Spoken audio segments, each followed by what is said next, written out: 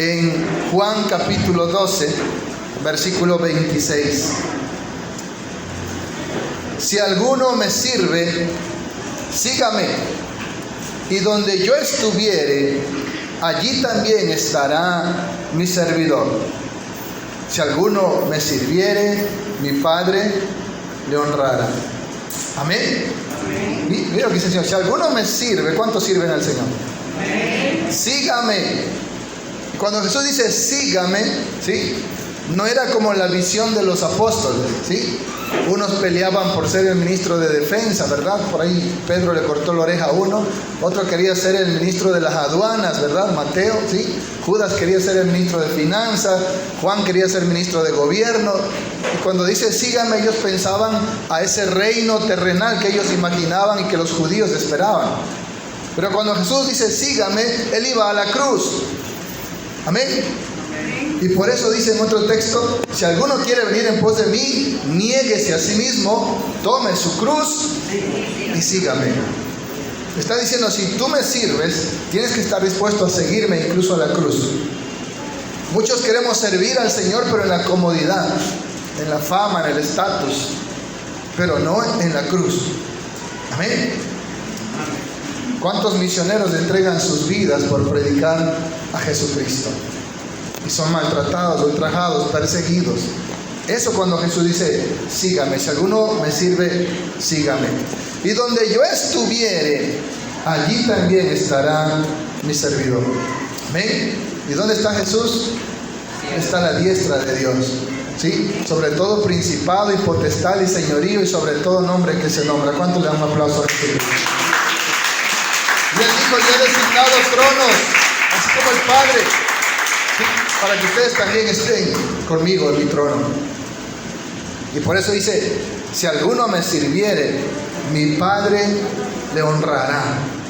Y dice la Biblia en 1 Samuel que Dios honra a los que le honran. Amén. Que cuando usted honra a Dios, Dios va a honrarlo a usted.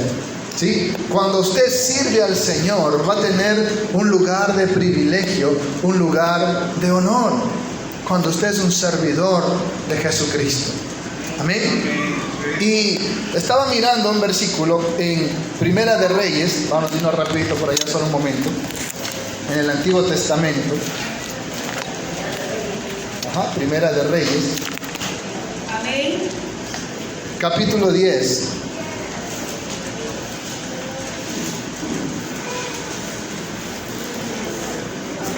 Dice desde el versículo 4 de Primera de Reyes capítulo 10, y cuando la reina de Sabá vio toda la sabiduría de Salomón y la casa que había edificado, asimismo la comida de su mesa, las habitaciones de sus oficiales, el estado y los vestidos de los que le servían, préstale atención a esa frase, el estado y los vestidos de los que le servían, sus maestresalas y sus holocaustos que ofrecían en la casa de Jehová, se quedó asombrada.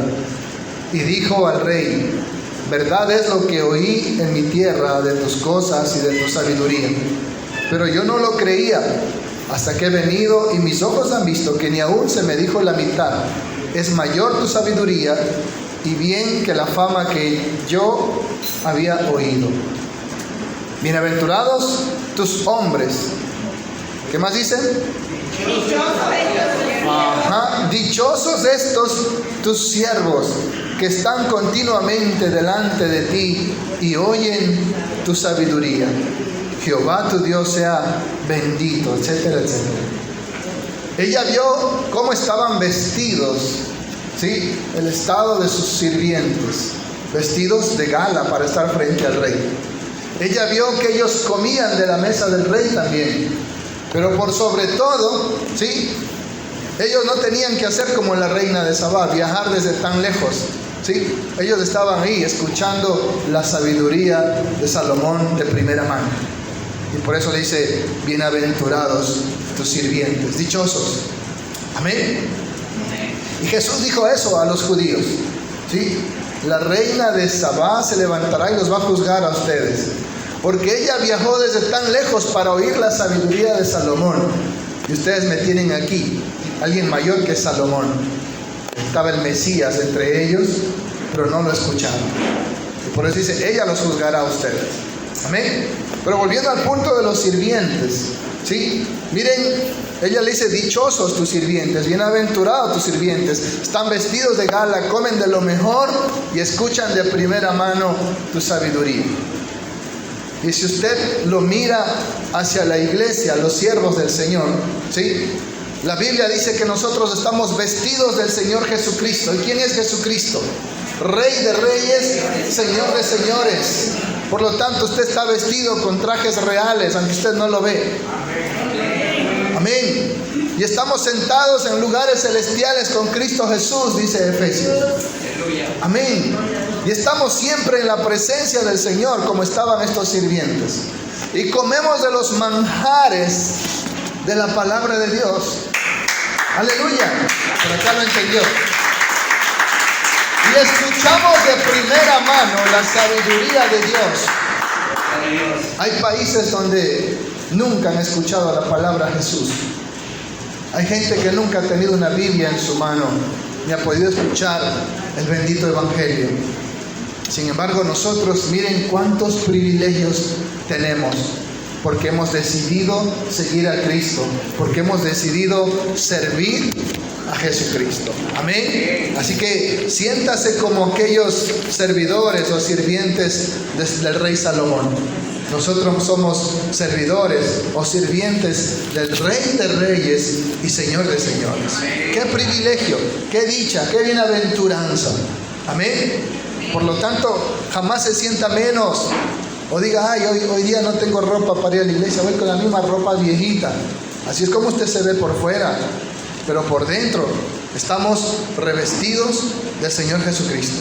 Amén. Él ha puesto en nosotros una vestidura blanca y resplandeciente, que es su justicia, que Él ganó en la cruz por nosotros. Amén.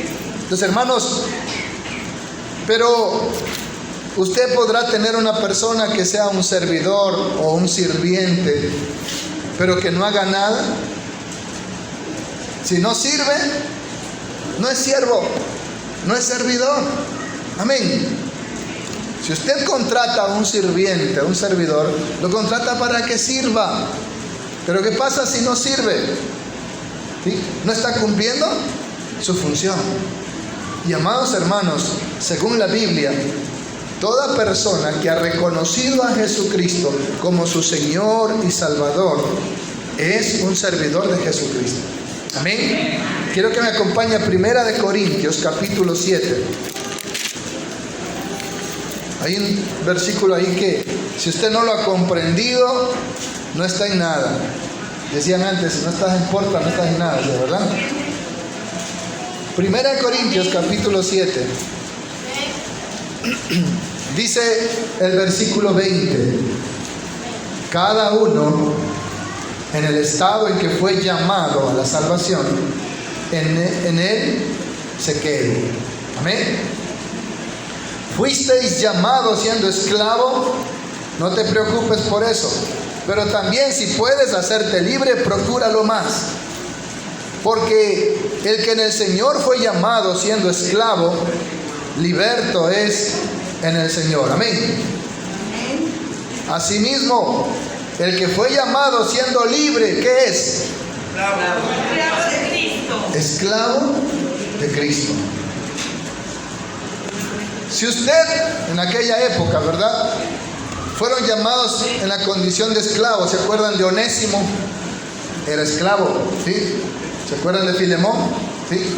Pablo le escribe a Filemón que ya no mire a Onésimo como un esclavo, sino como un hermano en la fe. ¿Estamos aquí? ¿Sí? O sea, habían personas que todavía eran esclavos, pero aunque eran esclavos en su vida terrenal, en su vida civil, ahora que habían venido a Jesucristo, eran libres del pecado, de la muerte y del reino de las tinieblas.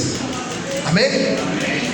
Si eran esclavos aquí terrenalmente, pero ya espiritualmente eran libres del pecado, de la muerte y del reino de las tinieblas. Pero asimismo, si usted vino a Cristo siendo libre, no era un esclavo, era libre, ¿sí?, terrenalmente hablando. Ahora usted es esclavo de Cristo. ¿Sí? ¿Por qué? El pecado se considera como una deuda. ¿Sí? Adán pecó, se volvió esclavo de Satanás. Todos sus hijos nacen esclavos. Amén.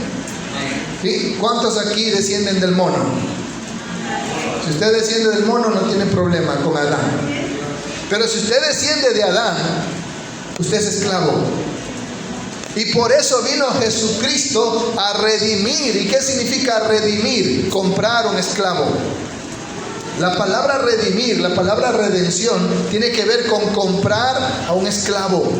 Jesucristo vino, pagó con su sangre el precio de nuestra libertad y nos compró. ¿Cuántos lo alaban? ¡Aleluya! Su sangre fue el precio de nuestra libertad. Éramos propiedad de Satanás. Sí, éramos esclavos del diablo, del reino de las tinieblas. Pero Él vino y pagó con su sangre el precio de nuestra redención. Amén. Ahora, si usted compra un esclavo, ¿sí? ¿Qué es para usted ese esclavo? Ahora es su esclavo. Sigue siendo esclavo, a menos que el esclavo tenga dinero y pague por su libertad. Y entonces queda libre. Amén. Un esclavo podía hacer eso, reunir dinero y pagar su libertad. O venía algún familiar y lo redimía y pagaba su libertad. Pero si no tiene para pagar, seguía siendo esclavo él y sus hijos. Amén. Y yo le aseguro que usted no podrá pagar nunca, ni siquiera por una gota de la sangre de Jesucristo, porque es lo más valioso que existe. Amén. Por eso es un insulto a Dios querer ser salvo por buenas obras. ¿Sí? Porque ninguna buena obra va a superar a la sangre preciosa de Jesucristo. Amén. Eso dijo un predicador. Es un insulto a Dios creer que por tus buenas obras puedes salvarte, cuando el precio de la salvación es la sangre de su Hijo. ¿Qué puedes darle a Dios que valga más que la sangre de su Hijo? Nada. Jesús pagó nuestra redención. Antes era esclavo del diablo y de las tinieblas, ahora soy esclavo de Cristo y del reino de Dios. Y como esclavo tengo que servir al que me compró. Amén. Usted no es libre si tiene a Jesucristo. Usted es esclavo de Jesucristo. Y por lo tanto, usted ya no tiene libre albedrío. El libre albedrío es antes de venir a Cristo. Usted decide si lo rechaza o lo acepta. Pero el momento que lo acepta, ¿sí? En ninguna parte de la Biblia dice que aceptes a Jesús como Salvador. Dice que lo aceptes como Señor, o sea, como tu dueño, como tu amo, como tu Kyrios, como tu Adonai, como tu Dominus, como tu amo absoluto. Si confiesas con tu boca que Jesús es el Señor, el Kyrios, el Adonai, el Dominus, tu amo absoluto, eres salvo. Si Jesús no es tu Señor, no es tu Salvador. Hay mucha gente que quiere que Jesús sea su Salvador, pero jamás su Señor, porque quieren seguir haciendo lo que ellos quieren y viviendo como les da la gana. Una doncella, ¿sí? Puede tener amigos, amiguis, ¿sí? Y hasta pretendientes, pero el momento que se casa es exclusiva de su esposo. Amén. Un hombre puede ser el más pícaro y garañón de todos, pero el momento que se casa es propiedad exclusiva de su esposa y tiene que serle fiel. Así también, antes de venir a Cristo, ¿sí? Usted podía hacer lo que le daba la gana, andar en bailes, en disipaciones, en deleites, en placeres, discoteca, hasta el domingo en la playa, y iba a la iglesia que le daba la gana y hacía lo que usted quería. Pero ahora que Jesucristo es su Señor, usted vive para hacer solamente su voluntad. Y usted tiene que estar donde Él quiere que usted esté. Hay mucha gente que se va de paseo el día del Señor sin preguntarle: Señor, ¿puedo ir? ¿Y Él qué le va a decir? No te doy permiso. Amén. ¿Usted cree que los cristianos le preguntan o le piden permiso a Jesucristo, su Señor, supuestamente?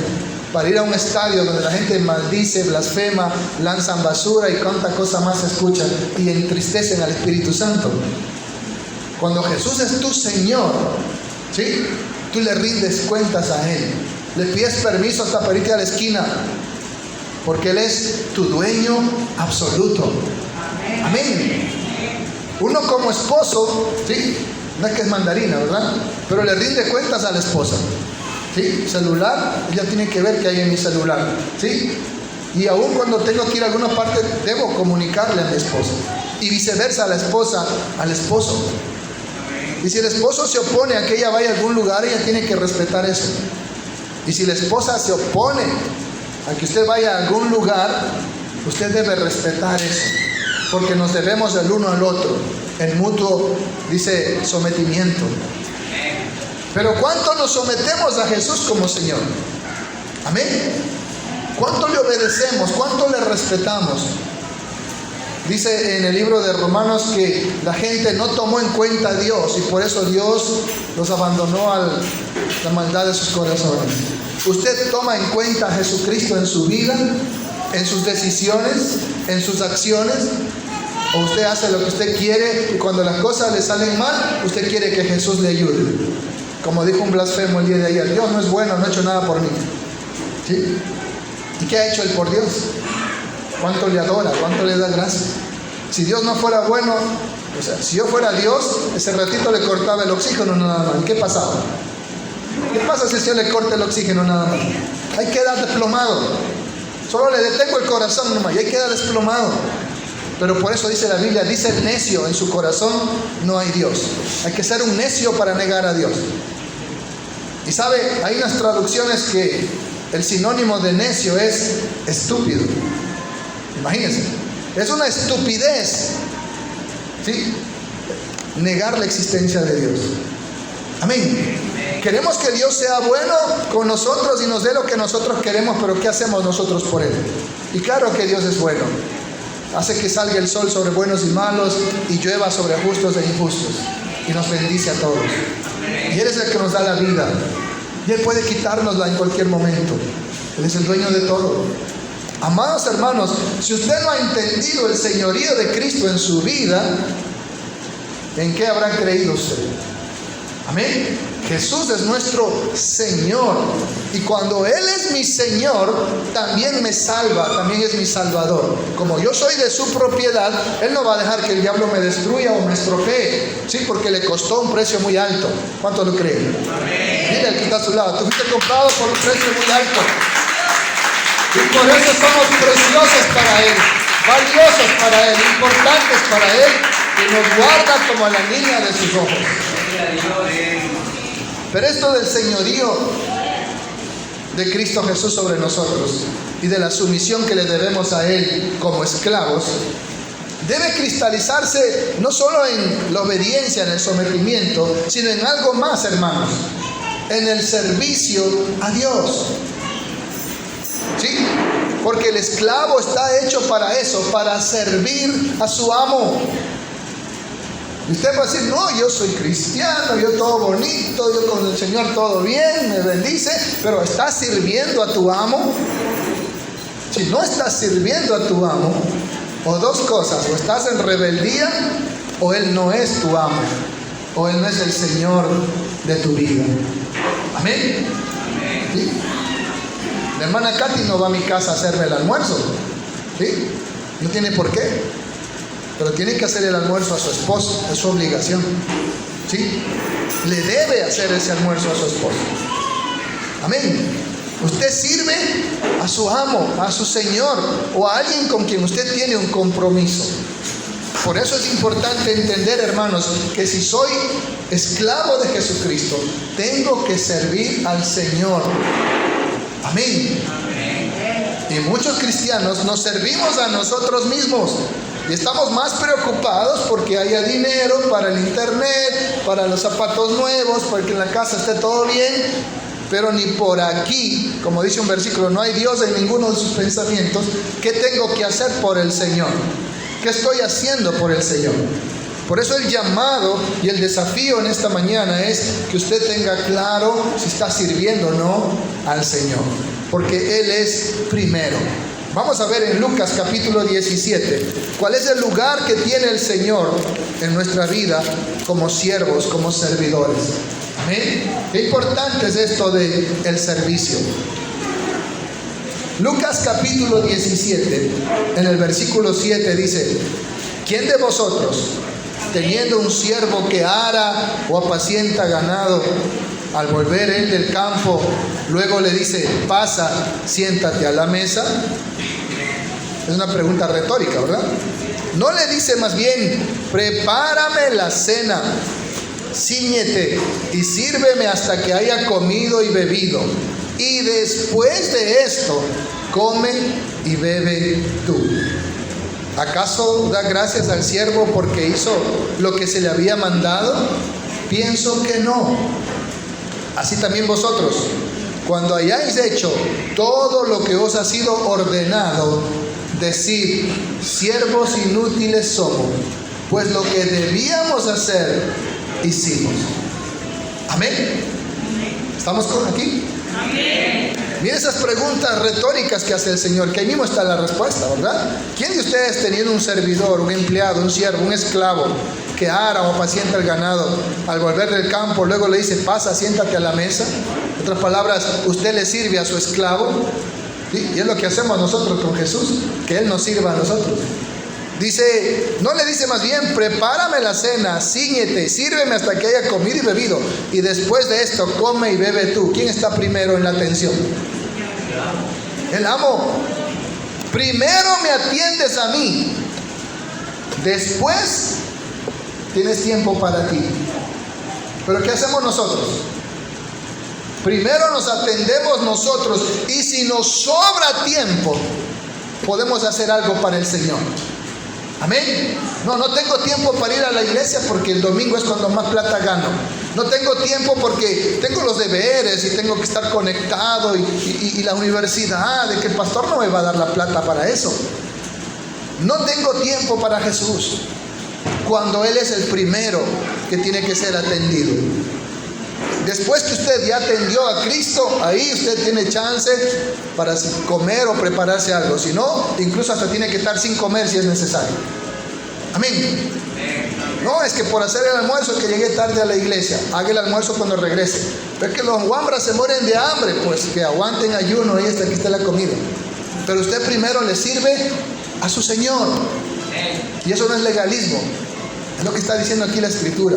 Y por eso dice la palabra de Dios: amarás al Señor tu Dios de todo tu corazón, con toda tu alma y con todas tus fuerzas. Él es el objeto de tu alabanza y Él es tu Dios. Él es primero. Solo un esclavo entiende eso. ¿Cuántos esclavos hay aquí? ¿Qué he hecho primero por el Señor? Luego pensaré en qué hago por mí. Es lo que está enseñando aquí Jesús. Y dice: ¿acaso le da gracias al esclavo porque ha hecho esto? No. Bueno, por educación podemos decirle gracias por habernos servido la comida, ¿verdad?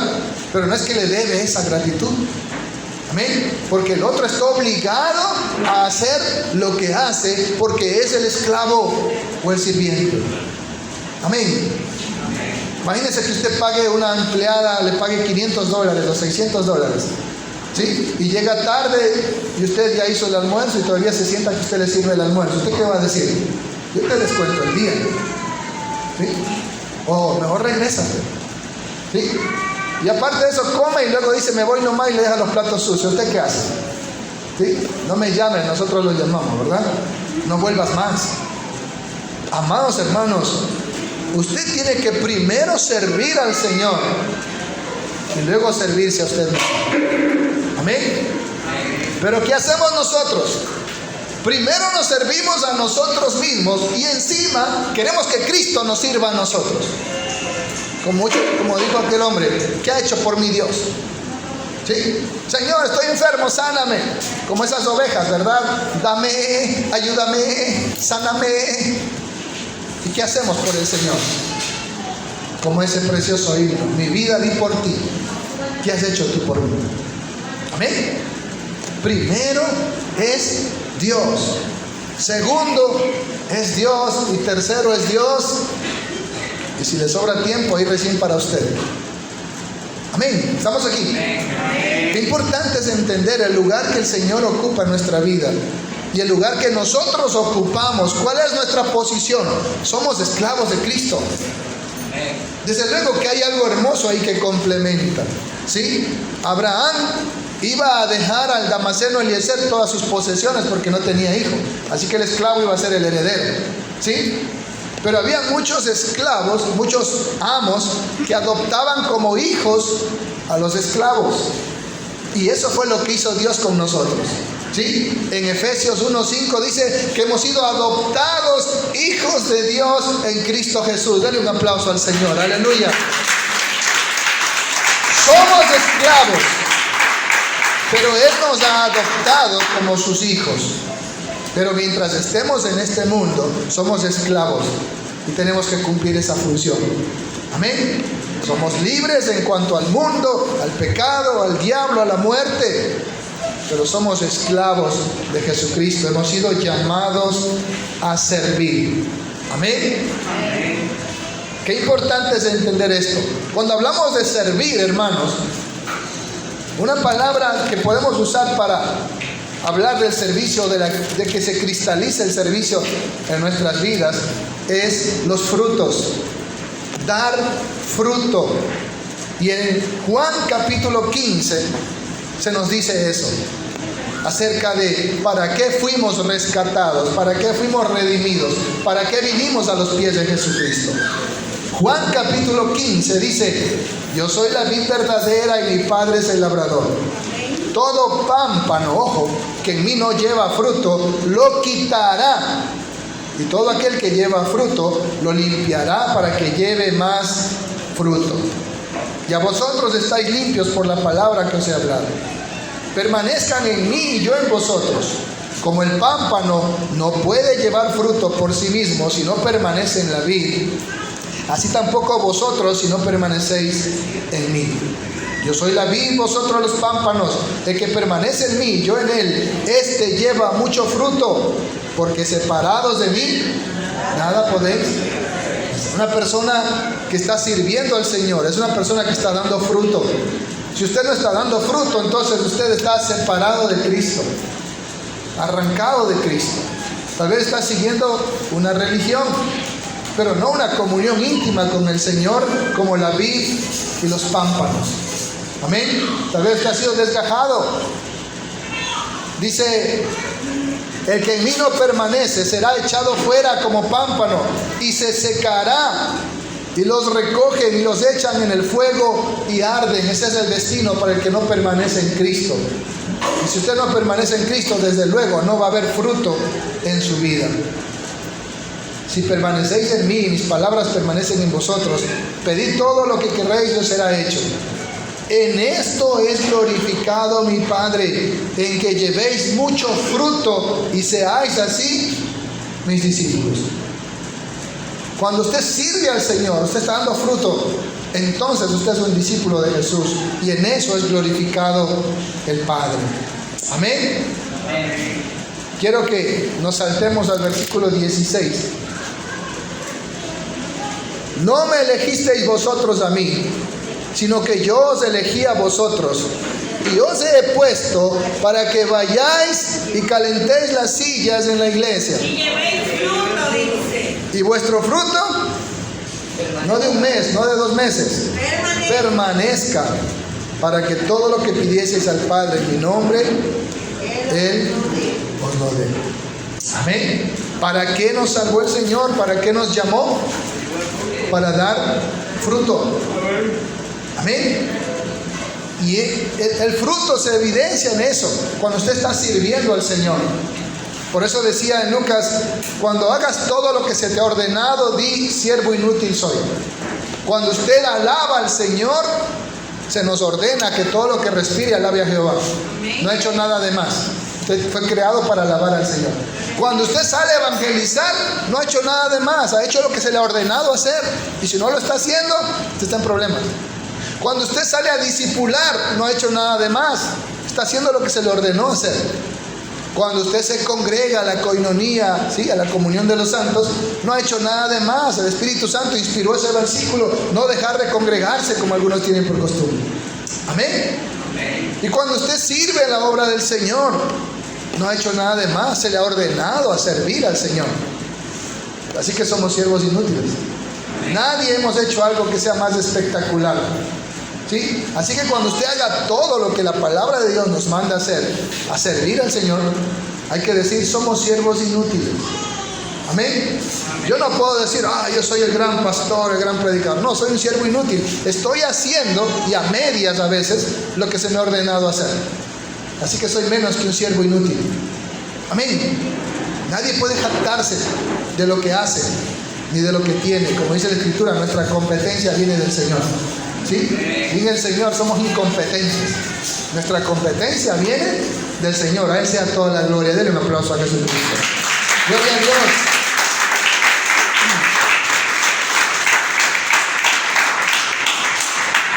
Hermanos, qué peligroso es que los creyentes estemos sin frutos.